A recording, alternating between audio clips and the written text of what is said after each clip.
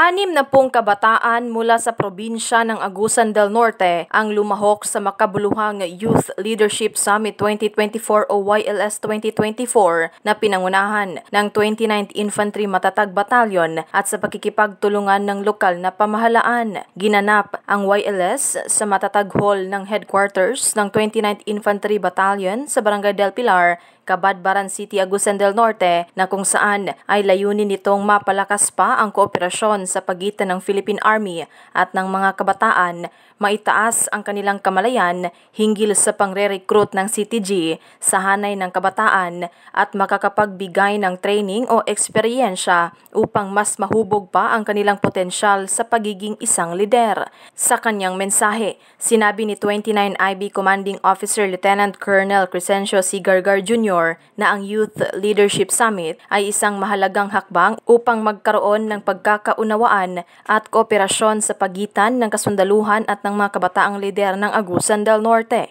Aniya, ang pagtutulungan ng militar at ng kabataan ay mahalaga upang mas mapalakas ang ating bayan at ang kinabukasan ng susunod na henerasyon.